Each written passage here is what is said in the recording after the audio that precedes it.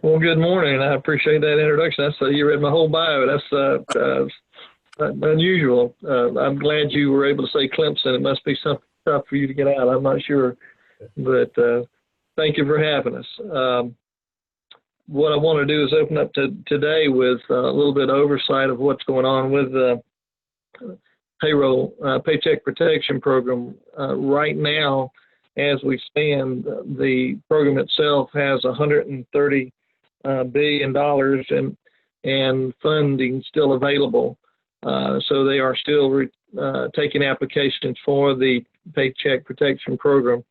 And just kind of a quick overview, that's a loan program and a loan forgiveness program to small businesses with a maximum loan of $10 million with a term of now, which was just converted from 2 years to 5 years since the president signed the new act that expanded some of the services.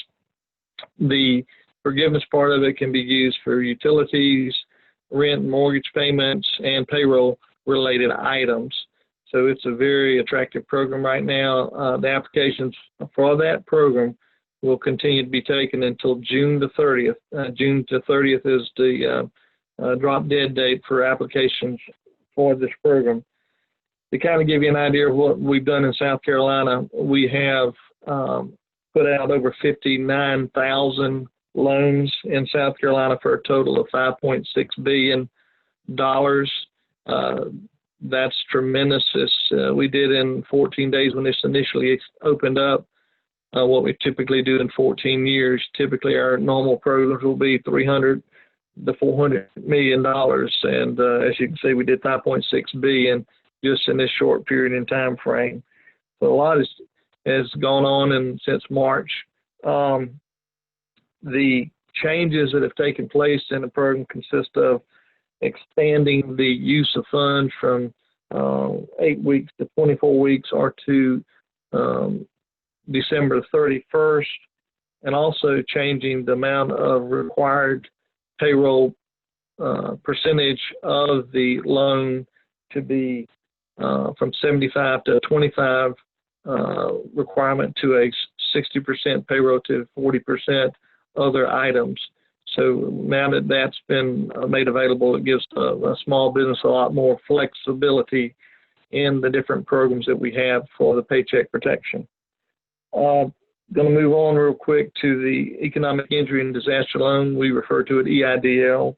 We have done over 9,315 loans in that program for a total of $664 million. That program consists of a $2 million max loan, and I think they've topped it out at $150 since this program issued, for a 30-year mortgage at a rate of 3.75%.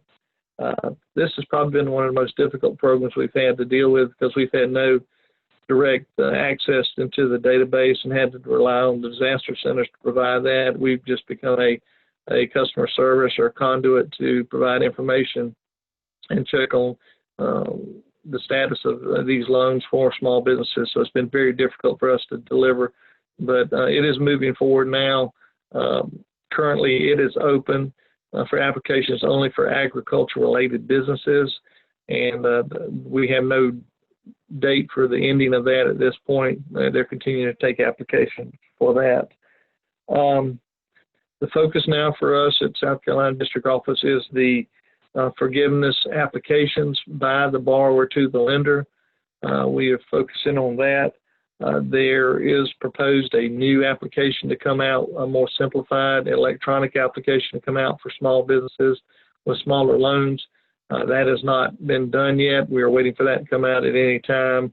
I would say within the next few days, maybe next week. When that does, we'll get notification to the banking industry, and they will notify the lenders that there is a new application process. We're also working on what we call the tornadoes under the normal economic injury and disaster loan program. We had tornadoes that were impacted early in the year and also in April. We're taking applications for the April 12th initiative until June 30th. Those applications will be completed by then. We haven't had any indication from any municipality as far as the riot situation. Typically, if that happens, sometimes we'll take applications for that, but there hasn't been a state declaration or governor or presidential declaration for that incident that happened last week. So with that, I'll stop and answer any questions that you have, Connor and Oscar. Thank you so much for your opportunity to do a presentation this morning. Be glad to give any guidelines or direction to small businesses. And I tell you, your Lexpro event, it looks very interesting. I would might like to look at that, see if there's some way we can participate to provide what services we provide from our normal lending programs, our 7(a) guaranteed loan program, and our 504 loan program, and our micro loan programs that we have here with SBA, that we could assist small businesses in your community. We would be glad to maybe look and help them and participate in that. And with that, I'll just open it up for questions. So we do have one question that we got submitted.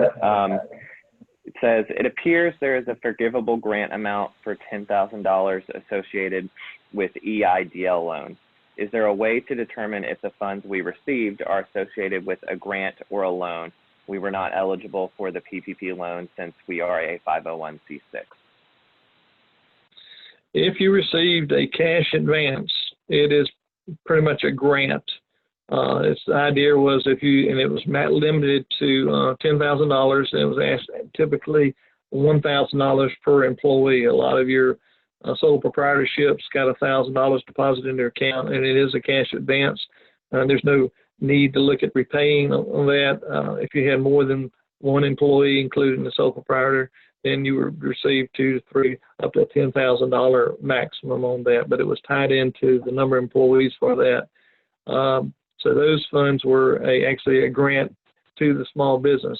If you applied and got notifications that you received a loan, and that loan typically would have been up to $150,000, you would have been able to notify that sign some papers, accept the loan terms and condition, and send it back, and then the loan officer would have provided you documentation for the loan processing, which would include some collateral issues, UCC filings, etc. That would be the case for the $10,000 EIDL cash advance is what we call it. Okay, great, thank you. Another question we got, will the new 24-week covered period for PPP loans mean the borrower must wait until 24 weeks have passed before applying for forgiveness? No, he can apply for forgiveness now as long as he completes the application and submits it to the bank. You're not limited to when you can apply for the forgiveness. It just extends the terms which you can utilize the fund from an 8-week period to the 24-week period. And then the next question I got was, what is the process? Someone wants to know your thoughts on the recent legislation passed on the changes in terms. I think it's really good because giving them 24 weeks to, or either to December 31st to utilize the funds is a tremendous benefit because everybody was almost being forced to close out at the end of the 8-week period, and that was pressure, especially for smaller businesses, restaurants, hospitality-related businesses that hadn't really opened up all the way. So I thought that was a good move. And the 60-40 change for the percentages gives a lot of flexibility to a business that maybe had some difficulty with their employees coming back to work and also had some increases in some of their rents or utility payments. That gives them the opportunity to include that in the application for forgiveness. So I thought that was pretty good. And to extend the term for the unforgiven part, if a loan comes into place, went from a 2-year loan to a 5-year loan, that makes it a lot more attractive. If you need to just make the payment on the loan, that's a little bit better terms than you would normally get under the program. So yeah, I think it's overall, I think it's a great move. It gives more flexibility to the small businesses to utilize these funds. Greg, this is Otis, and I know Connor's asking questions, but I have trouble asking questions and doing all the technology stuff.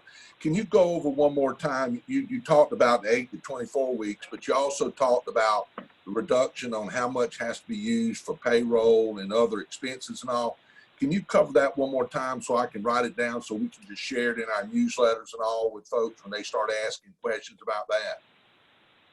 I'd be glad to. Previously, the legislation required that 75% of the funds that received under the PPP program be used for payroll, and only 25% would be used for other purposes such as utilities, mortgage, and rent payment. So that was the case, and if you did not meet that threshold, the total loan would be required to be termed out and repaid. It would not be forgiven. Now it's a 60-40 percentage. 60% of the funds have to be used for payroll, and 40% can be used for other purposes. So that gives a lot more flexibility, a little bit more effort for the small businesses to utilize the funds and get forgiven. Thank you. Thank you. Thanks, Odie. And what you just said was kind of along the lines of the most recent question I got. They asked about the 60-40 cliff, and so he asked specifically, if you don't spend 60% on payroll, there is no forgiveness. It can be. They haven't given us direction on that. They're talking about maybe a partial forgiveness. Treasury pretty much dictates it. SBA is really the conduit for the Treasury funds and regulations. They're supposed to put out new FAQs on their website, and let me give that out. It's treasury.gov/cares, and on that website you can go to the FAQs, and they put out new answers to questions periodically, and also the Federal Register publishing. So that's where we get most of our documentation information, but they haven't given us information on that. But they are talking about a partial forgiveness now versus just a yes or no, either you can be forgiven or not. But we don't have final direction on that at this point. Okay. And then the next, oh, go ahead. Question too, if you don't mind. Yep. Greg, I got a couple questions last night about Treasury Secretary Muchinov talking about audits, going back and looking at how you used the funds and actually whether or not you needed the funds and when you were putting in your application. Are y'all getting any direction from Treasury on whether or not, what are the audits going to look like? And if you solicited money and you did not have a downturn, or your business stayed as it was and you got PPP loan or EIDL loans, and are there any guidelines to say what the audits are going to look like? I wish we did, but nothing at this time. What we've been told is that the loans that were less than $2 million were less likely to be audited in total, but if you're over $2 million, there's a good chance you would be.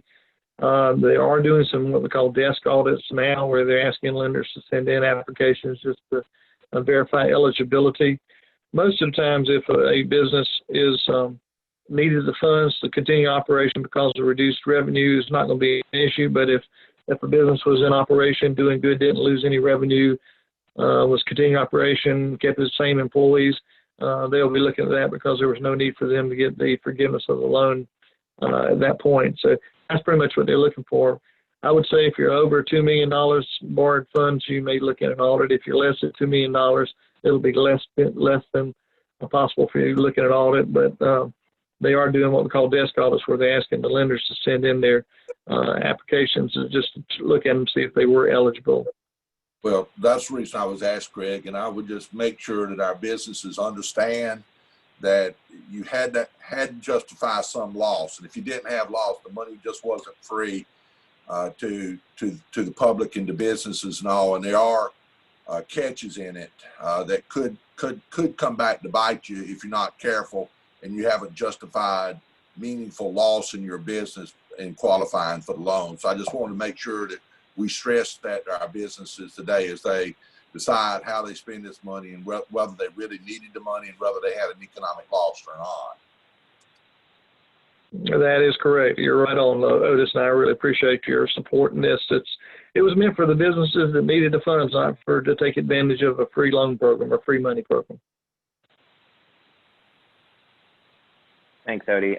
Got a couple more questions for you, Greg. So one is, how long after someone is approved for the PPP or EIDL and completes the process, are the funds transferred to the borrower?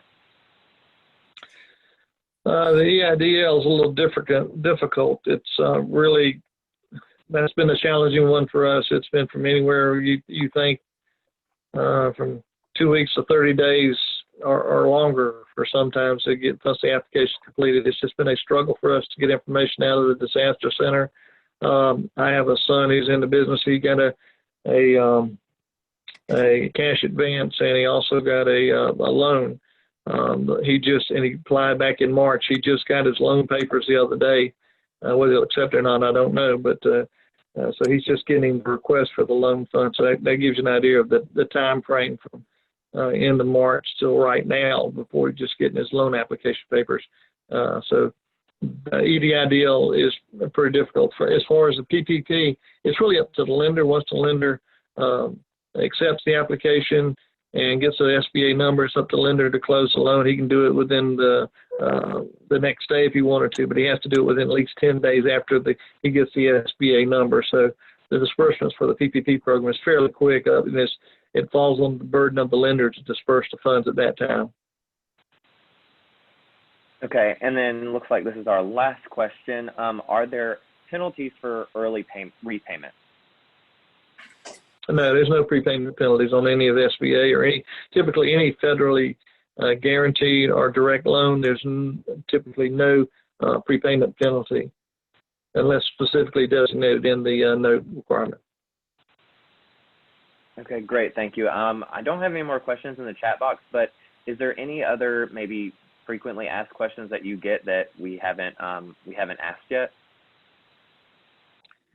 The most ones we're getting right now are the forgiveness, and they're filling out the application, and we're pretty much going through that with that. I would encourage small businesses that need help in filling out their application to contact Small Business Development Center or the SCORE chapters.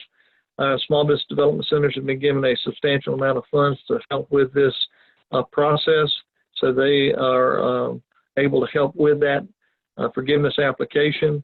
And you can go to sbdc.gov and look for the location here in South Carolina. We've got them located in Columbia downtown. We've got them located in Newberry. They're Aiken. They're all over the state. So if anybody has some questions and needs help filling out the application for the forgiveness, they can contact their Small Business Development Center, and they'll be glad to help you with that. Or they can call our office, and we'll assign a loan officer or one of my staff members to work with them. Thanks, Greg. And then one quick last question that we got. It says, can you talk about the new Main Street program? That is a Treasury program. That is not an SBA program. So we have little or no information on that. We're not involved in that in any way, shape, or form. So it would be inappropriate for me to comment on that. Okay, so people can just go to the Treasury website for information regarding that then? Yeah, that's correct, treasury.gov. Mm-hmm. Okay, great. Well, other than that, it looks like I don't have any other questions in the chat box. So, Greg, we appreciate your time, and I am going to turn it back over to Chris for some final thoughts. Okay, I could make a few comments. Yeah, sure. If anybody needs any assistance, please call my office at 803-765-5377. We're answering the phones on a regular basis. As you can guess, the phones are ringing off the hook pretty much consistently now because of the forgiveness aspect of it.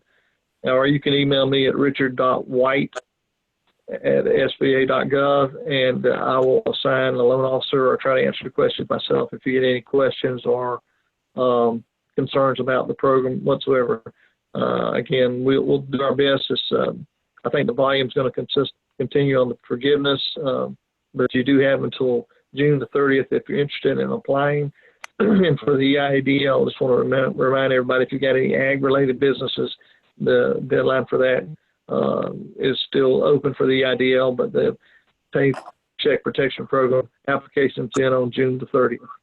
And thank you very much, Otis and Connor, for having me here. I appreciate the opportunity to make a presentation, and I'll check into your Lexpro, see if there was some way we can participate later on. Thanks very much. Thank you, Greg. All right, thanks, Greg.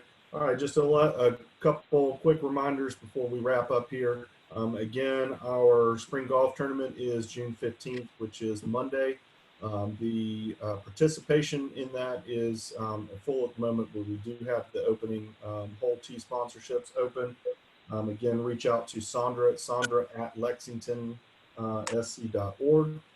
To get that, yours truly will be your cart girl for the tournament. So I'm very much looking forward to that. And we will see everybody next month for the July breakfast meeting. And any questions or any comments or anything like that, please reach out to your chamber staff and make it a great day.